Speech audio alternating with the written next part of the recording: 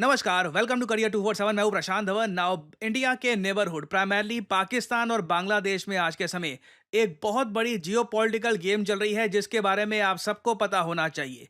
Recently ही देखा होगा, कुछ ही घंटों पहले इंडियन मीडिया ने दर्जनों ऐसे आर्टिकल छाप दिए कि बांग्लादेश में फिर से तख्ता पलट।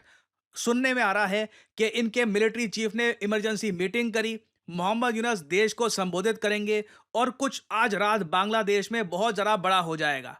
नाउ हालांकि मैं यहां पर यह ऐड कर दूं, बांग्लादेश के आर्मी चीफ ने कुछ ही मिनट्स पहले यह बात डिनाई कर दी कि यह मिलिट्री कू करने वाले हैं, मगर मुझको यहां पर यह भी बात ऐड करनी पड़ेगी। इतिहास में देख लो, काफी बार मिलिट्री चीफ ये बात बोलने के एक दो दिन बाद कू कर ही देते हैं, तख्ता पलट हो ही जाता है। और बांग्लादेश में आज के समय पाकिस्तान जो करने की कोशिश कर रहा है उसमें देखिए भारत का बहुत ज़्यादा इंटरेस्ट है और इंडिया को कहीं ना कहीं देखना होगा कि बांग्लादेश में स्टेबिलिटी बरकरार रह पाती है या फिर यह कंट्री फिर से पॉलिटिकल क्राइसिस में चला जाता है। अब यहाँ पे आपका सवाल आएगा, मगर बांग्लादेश में हो क्या रहा है? हम सबको याद है कि 2024 में यहाँ पे तख्ता पलट हुआ, शेख हसीना को हटा दिया गया। अब फिर से कौन सा तख्ता पलट करेंगे? ये अब तो मोहम्मद यूनुस यहाँ पर बैठे हुए हैं, आर्मी चीफ इनके पीछे हैं। अब कौन सा तख्ता पलट हो रहा है? सब कुछ समझाता हूं सरल भाषा में। ना ये जो फोटो है ना, यहां पर आप देख पाओगे बांग्लादेश के आर्मी चीफ को। इनका नाम है वकीर उज जमान। बहुत ही ज्यादा इंपॉर्टेंट व्यक्ति हैं और ये आज के समय काफी प्रेशर में है। ये बांग्लादेश के सबसे ताकतवर आदमी हैं। मोहम्मद यूनुस आप काफी हद तक कह सकते हैं एक मुखौटा से हैं। यूएसए का सपोर्ट है तो बैठे हुए हैं, कभी भी पिछले सपोर्ट हट जाएगा तो ही इज इजीली रिप्लेसेबल। मगर जो असली पावर आज के समय होल्ड करते हैं बांग्लादेश की, कि बांग्लादेश का भविष्य कैसा होगा, ये डिसाइड करेंगे बांग्लादेश के आर्मी चीफ। नाउ इन पर प्रेशर कैसा है? देखो, पाकिस्तान कोशिश ये कर रहा है कि बांग्लादेश में जो रेडिकल ग्रुप्स हैं, जो ग्रुप्स चाहते हैं कि बांग्लादेश एक इस्लामिस्ट कंट्री बन जाए, सरकार यहाँ पे ओवरथ्रो कर दी जाए, एक बिल्कुल एंटी इंडिया कंट्री बन के बांग्लादेश खड़ा हो जाए, ये सब करने की कोशिश कर रही है आज के समय पाकिस्तान की आईएसआई और इनके बहुत सारे आर्मी जनरल्स। रिसेंटली ये रिपोर्ट पब्लिश हुई थी कि बांग्लादेश ने अपने टॉप आर्मी जनरल जो वकीर उस जमान के अंडर आते हैं, इनके नीचे आते हैं, इनको अपनी पोजीशन से हटा दिया था। क्यों? क्योंकि पाकिस्तान ने ऑलमोस्ट एक चुपचाप आर्मी के अंदर ही तख्ता पलट कर दिया था। पाकिस्तान कैसे भी करके इस आदमी को हटाना चाहता है। पाकिस्तान अब यह बात समझ चुका है कि जब तक वकीर उस जमान ये पावर में रहेंगे ना, ये बांग्लादेश को न्यूट्रल रखेंगे। ये बांग्लादेश को एक प्रो पाकिस्तान पपेट नहीं बनने देंगे, जिसका सिंपली एक ही काम है, चाहे खुद की इकोनॉमी डिस्ट्रॉय हो जाए, खुद की जॉब सब कुछ डिस्ट्रॉय हो जाए, कॉन्स्टेंटली इंडिया को नुकसान पहुंचाते रहो। तो इसलिए ना रिसेंटली रिपोर्ट सामने आई थी कि एक बार को पाकिस्तान की आईएसआई जनरल्स ने कोशिश ये करी कि बांग्लादेश की आर्मी में ही कुछ लोगों को इकट्ठा किया जाए, वो लोग वकीर उस जमान के अगेंस्ट खड़े हों और बांग्लादेश की आर्मी में ही एक छोटा सा तख्ता पलट हो जाए, जिससे बांग्लादेश एक कंप्लीटली प्रो पाकिस्तान कंट्री बन जाएगा। मगर वकीर उस जमान ने टाइमली ये सब होने से रोक दिया और अभी भी आप कह सकते हैं बांग्लादेश की इतनी जरा बुरी हालत नहीं हुई है जितनी हो सकती है। नाउ ऑब्वियसली ये सब पाकिस्तान के लिए काफी फ्रस्ट्रेटिंग है।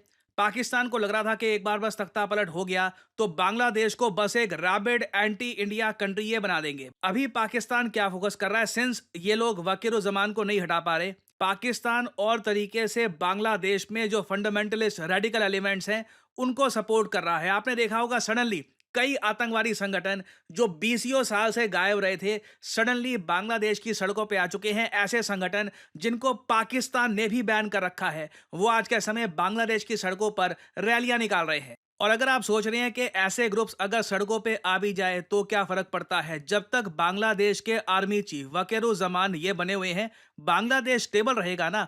देखिए, डर यही है, बांग्लादेश आर्मी चीफ को खुद ही आज के समय इस बात को लेकर काफी कंसर्न है कि जो ये इस्लामिस्ट एक्सट्रीमिस्ट बांग्लादेश में खड़े हो चुके हैं, ये इनको ही ना मार दे। क्योंकि मैं आपको बता दूं, he is the last man standing in Bangladesh, जो इस वक्त बांग्लादेश को स्टेबलाइज करके रखा हुआ है इस आदमी ने। अगर मान लो इनको करके कुछ हो जाता है या फिर कुछ इंटरनल कुछ कू हो गया, इनके जनरल्स मिल गए, इनको कमरे में बंद कर दिया, फिर जेल में फेंक दिया, इन पे आरोप लगा दिए ये जी करप्ट था, हमने देश को बचा लिया है, कुछ भी इन्होंने नई न्यूज अगर फैला दी, बांग्लादेश टर्मोइल में चला जाएगा। और इस सब में देखिए मोहम्मद यूनुस किसकी तरफ खड़े हैं?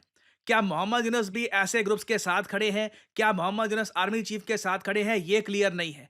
और इसलिए जो ये रिपोर्ट्स आती है ना इंडियन मीडिया की, ये ऐसा नहीं है कि हवा में आ रही है कि इंडियन मीडिया ऐसे ही बैठा हुआ है, बोर हो रहा है, चलो छाप देते हैं न्यूज़ के बांग्लादेश में तख्तापलट हो गया।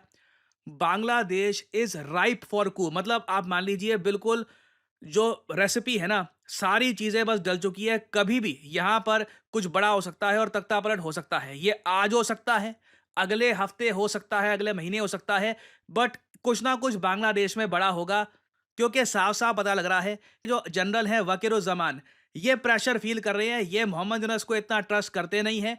या तो ये ऑल टुगेदर बांग्लादेश में जो ये सारे ग्रुप्स हैं, इन पर क्रैकडाउन करेंगे। एक बार को ये कहेंगे मैं बांग्लादेश में मिलिट्री रूल अभी के लिए इम्पोज़ कर रहा हूँ, आर्मी उतरेगी, जो ये सारे ग्रुप्स हैं फंडामेंटलिस्ट, इनको जेल में डाला जाएगा, इनको रोका जाएगा ताकि बांग्लादेश एक गलत रास्ते पे ना चला जाए। नाउ अगेन, ये कब होगा? अभी के लिए तो बताया जा रहा है कि नहीं, कू अभी नहीं होगा, बट अगेन जो स्थिति जनरल वकीर-उज़-ज़मान की है ना, it is like time is ticking constantly, time लगातार निकल रहा है इनके हाथ से।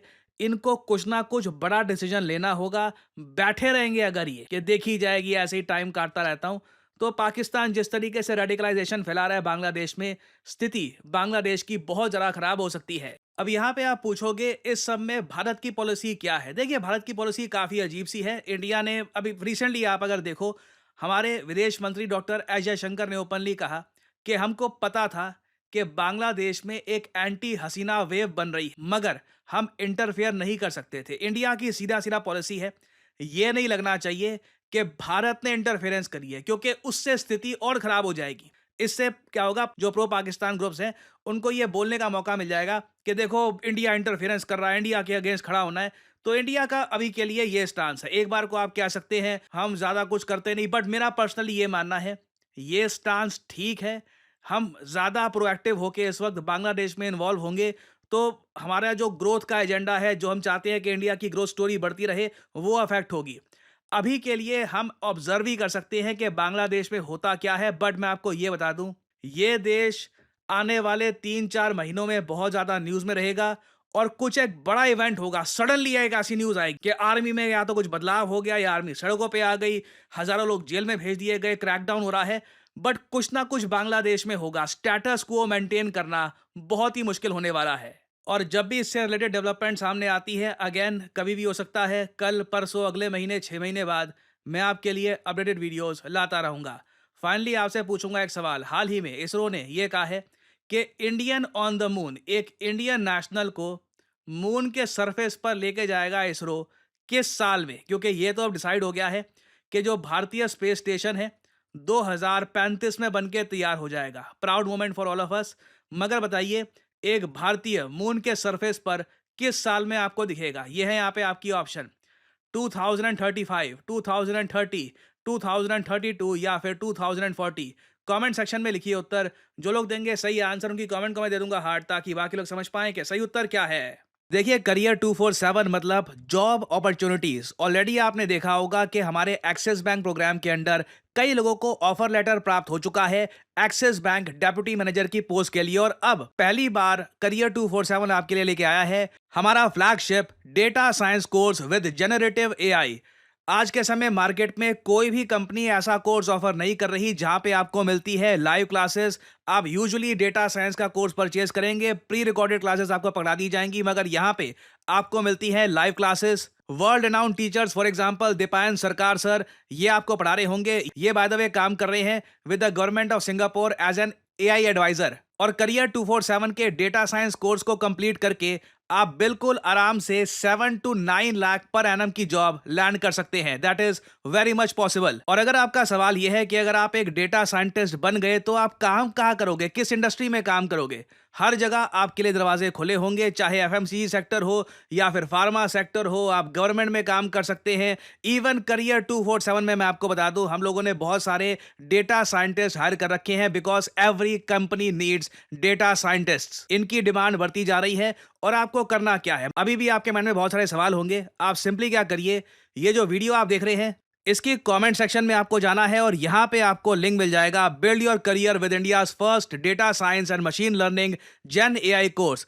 इस लिंक पर करिए क्लिक। यहाँ पे आपके सामने ये पेज खुल जाएगा। यहाँ पे अपना नाम, ईमेल, फ़ोन नंबर और ऑब्वियसली यहाँ पे कोड डालिएगा PD10, ताकि आपको डिस्काउंटेड रेट पर ये कोर्स ऑफर हो। कोड आप अगर नहीं डालेंगे तो जो भी आपको प्राइस ऑफर किया जाएगा इट विल बी एलिवेटेड। तो मैक्सिमम डिस्काउंट पाने के लिए यूज़ द कोड PD10। हमारी तरफ से आपको कॉल आएगा, you can ask your question. और अगर आप खुद को देखते हैं as a data scientist in the future, then you can start with career 247 data science and machine learning with generative AI course. ऐसा कोर्स आपको वैसे मार्केट में मिलेगा नहीं, विद लाइव क्लासेस और साथ में आपको वेरियस और टूल्स भी मिलेंगे। और बाय द वे, इस कोर्स से रिलेटेड और जानकारी मैं वेरियस और वीडियोस में आपको देता रहूंगा। सो अगर आप इंटरेस्टेड हैं, use the code PD10 and get in contact with the career 247 consultant. और इसी नोट के साथ यह है वीडियो का अंत। Thank you for listening and as I always say, may the gods watch over you.